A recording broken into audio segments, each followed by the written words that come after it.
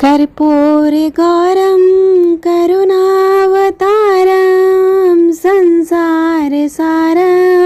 भुजगेन्द्रहारं सदा वसन्तं हृदयारविन्दे भवं भवानी सहितं नमामि। नमस्कार भक्तजनों, मेरे YouTube चैनल शिव शक्ति पर आप सभी का हार्दिक स्वागत है। भगवान शिव शंकर भोलेनाथ आप सभी पर अपनी कृपा बनाए रखें और आप लोगों के जीवन में आए सारी समस्याओं को ख़त्म करके आप सभी की मनोकामना को पूरी करें। भक्तजनों, आज हम इस वीडियो में सुनेंगे सावन मास महात्म के दूसरे दिन की कथा। जैसा कि आपको पता है, सावन मास भगवान शिव शंकर के लिए, भोलेनाथ के लिए विशेष प्रिय है और उस सावन मास में अगर श्रावण मास महात्म का कथा सुन लिया जाए तो इससे हमें भगवान शिव शंकर की विशेष कृपा मिलती है, क्योंकि ऐसी मान्यता है कि सावन मास में अगर पूरे साल अगर भी भगवान शिव की पूजा उपासना ना किया जाए और सावन महीने की कुछ ही दिन अगर इनकी पूजा व्रत कथा उपासना ध्यान कर लिया जाए तो सालों भर के पूजा का फल मिलता है और उनकी विशेष कृपा मिलती है। तो भक्तजनों, आइए सुनते हैं श्रावण महात्म कथा का दूसरा अध्याय। ईश्वर बोले, हे महाभाग, आपने उचित बात कही है। हे ब्रह्मपुत्र, आप विनम्र, गुणी, श्रद्धालु तथा भक्ति संपन्न श्रोता है।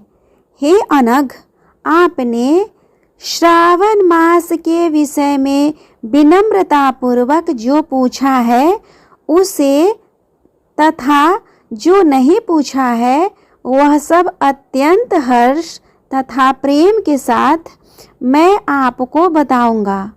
द्वेष ना करने वाला सबका प्रिय होता है और आप भी उसी प्रकार के विनम्र हैं, क्योंकि मैंने आपके अभिमानी पिता ब्रह्मा का 5वां मस्तक काट दिया था। जो भी आप उस द्वेष भाव का त्याग कर मेरी शरण को प्राप्त हुए हैं, अतः हे तात, मैं आपको सब कुछ बताऊंगा। आप एकाग्रचित होकर सुनिए। हे योगिनी, मनुष्य को चाहिए कि श्रावण मास में नियम पूर्वक नक्त व्रत करे और पूरे महीने भर प्रतिदिन रुद्राभिषेक करे। अपनी प्रत्येक प्रिय वस्तु का इस माह में त्याग कर देना चाहिए।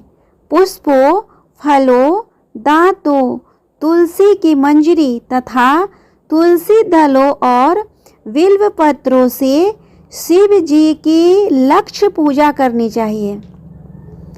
1 करोड़ शिवलिंग बनाना चाहिए और ब्राह्मणों को भोजन कराना चाहिए।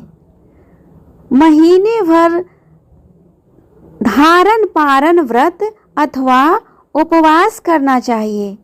इस मास में मेरे लिए अत्यंत प्रीतिकर पंचामृताभिषेक करना चाहिए।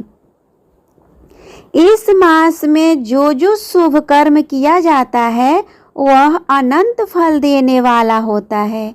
हे मुने, इस माह में भूमि पर सोए, ब्रह्मचारी रहे और सत्य वचन बोले। इस मास को बिना व्रत के कभी व्यतीत नहीं करना चाहिए। फलाहार अथवा हविष्यान्न ग्रहण करना चाहिए। पत्ते पर भोजन करना चाहिए।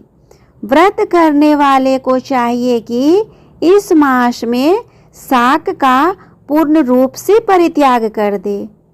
हे मुनि श्रेष्ठ, इस मास में भक्ति युक्त होकर मनुष्य को किसी न किसी व्रत को अवश्य करना चाहिए।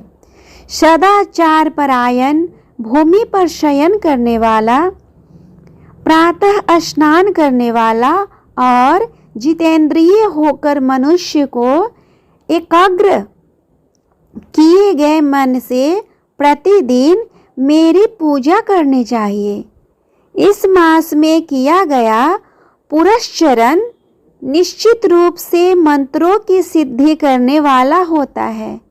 इस मास में शिव के षडाक्षर मंत्र का जप अथवा गायत्री मंत्र का जप करना चाहिए और शिव जी की प्रदक्षिणा, नमस्कार और वेद पारायण करना चाहिए। भक्तजनों, पुरुष सूक्त का पाठ अधिक फल देने वाला होता है। इस माह में किया गया ग्रह यज्ञ, कोटि होम, लक्ष्य होम तथा अयुक्त होम शीघ्र ही फलीभूत होता है और अभीष्ट फल प्रदान करता है। जो मनुष्य इस मास में एक दिन भी व्रतहीन व्यतीत करता है, वह महाप्रलय पर्यंत घोर नरक में वास करता है। यह मास मुझे जितना प्रिय है उतना कोई अन्य मास प्रिय नहीं है। यह मास सकाम व्यक्ति को अभीष्ट फल देने वाला तथा निष्काम व्यक्ति को मोक्ष प्रदान करने वाला है। हे सत्तम, इस मास के जो व्रत तथा धर्म है उन्हें मुझसे सुनिए। रविवार को सूर्य व्रत तथा सोमवार को मेरी पूजा व भक्त भोजन करना चाहिए। श्रावण मास के पहले सोमवार से प्रारंभ करके 3.5 महीने का रोटक नामक व्रत किया जाता है। इस व्रत के से सभी वांछित फल प्राप्त करने वाला है। मंगलवार को मंगला गौरी का व्रत, बुधवार को व बृहस्पतिवार के दिन इन दोनों वारों का व्रत, शुक्रवार को जीवंतिका व्रत और शनिवार को हनुमान तथा नृसिंह का व्रत करना बताया गया है। हे मुने, अब तिथियों में किए जाने वाले व्रतों का श्रवण करें। श्रावण के शुक्ल पक्ष की द्वितीया तिथि को औटुंबर नामक व्रत होता है। श्रावण के शुक्ल पक्ष की तृतीया तिथि को गौरी व्रत होता है। इस प्रकार शुक्ल पक्ष की चतुर्दशी तिथि को दुर्वा गणपति नामक व्रत किया जाता है। हे मुने, उसी चतुर्थी का दूसरा नाम विनायकी चतुर्थी भी है। शुक्ल पक्ष के पंचमी तिथि नागों के पूजन के लिए प्रशस्त होती है। हे मुनि श्रेष्ठ, इस पंचमी को रौरा वल्पादी नाम से जानिए। षष्ठी तिथि को सुपौदन व्रत और सप्तमी तिथि को शीतला व्रत होता है। अष्टमी तथा चतुर्दशी तिथि को देवी का पवित्रारोपण व्रत होता है। इस माह के शुक्ल तथा कृष्ण पक्ष की दोनों नवमी तिथियों को नक्त व्रत करना बताया गया है। शुक्ल पक्ष की 10वीं तिथि को आशा नामक व्रत होता है। इस मास में दोनों पक्षों में दोनों एकादशी तिथियों को इस व्रत की कुछ और विशेषता मानी गई है। श्रावण मास के शुक्ल पक्ष की द्वादशी तिथि को श्री विष्णु का पवित्रारोपण व्रत बताया गया है। इस द्वादशी तिथि में भगवान श्रीधर की पूजा करके मनुष्य परम गति प्राप्त करता है। उत्सर्जन उपाकर्म, सभादीप, सभा में उपाकर्म। इसके बाद रक्षाबंधन, पुनः श्रवणाकर्म, सर्पबलि और हयग्रीव का अवतार। ये 7 कर्म पूर्णवासी तिथि को करने हेतु बताए गए हैं। श्रावण मास के कृष्ण पक्ष में चतुर्दशी तिथि को संकष्टी चतुर्दशी व्रत कहा गया है और श्रावण मास के कृष्ण पक्ष की पंचमी तिथि के दिन मानव कल्पादि नामक व्रत को जानना चाहिए। हे द्विजोत्तम, कृष्ण पक्ष की अष्टमी तिथि को श्री कृष्ण का पूर्वावतार हुआ। इस दिन उनका अवतार हुआ, अतः महान उत्सव के साथ इस दिन व्रत करना चाहिए। हे मुनि श्रेष्ठ, इस अष्टमी को मनवादी तिथि जानना चाहिए। श्रावण मास की अमावस्या तिथि को पिठोरा व्रत कहा जाता है। इस तिथि में कुशों का ग्रहण और वृषभों का पूजन किया जाता है। इस मास में शुक्ल पक्ष की प्रतिपदा तिथि से लेकर सब तिथियों के पृथक पृथक देवता है। प्रतिपदा तिथि के देवता अग्नि, द्वितीय तिथि के देवता ब्रह्मा, तृतीया तिथि के गौरी और चतुर्थी के देवता गणपति है। पंचमी के देवता नाग है और षष्ठी तिथि के देवता कार्तिकेय है। सप्तमी के देवता सूर्य और अष्टमी के देवता शिव है। नवमी की देवी दुर्गा, दशमी की देवता यम और एकादशी तिथि के देवता विश्वेश्वर कहे गए हैं। द्वादशी के विष्णु तथा त्रयोदशी के देवता कामदेव है। चतुर्दशी के देवता शिव, पूर्णिमा के देवता चंद्रमा और अमावस्या के देवता पितर हैं। ये सब तिथियों के देवता कहे जाते हैं। जिस देवता की जो तिथि हो उस देवता की उसी तिथि में पूजा करनी चाहिए।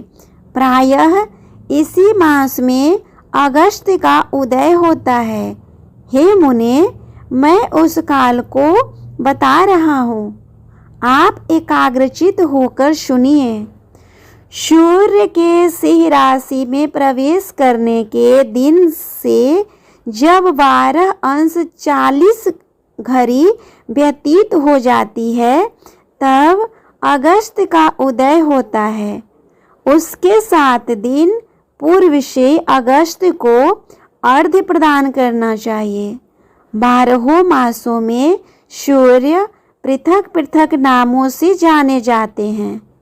उनमें से श्रावण मास में सूर्य गवस्ती नाम वाला हो कर तपता है। इस मास में मनुष्यों को भक्ति संपन्न होकर सूर्य की पूजा करनी चाहिए। हे उत्तम, 4 मासों में जो वस्तुएं वर्जित है उन्हें सुनिए।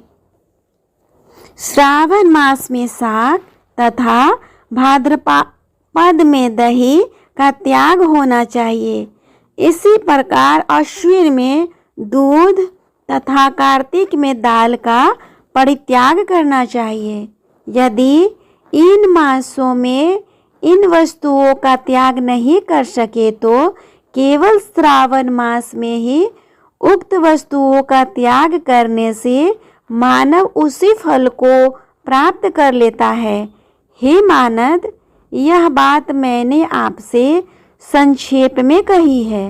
हे मुनि श्रेष्ठ, इस मास के व्रतों और धर्मों के विस्तार को सैकड़ों वर्षों में भी कोई नहीं कह सकता।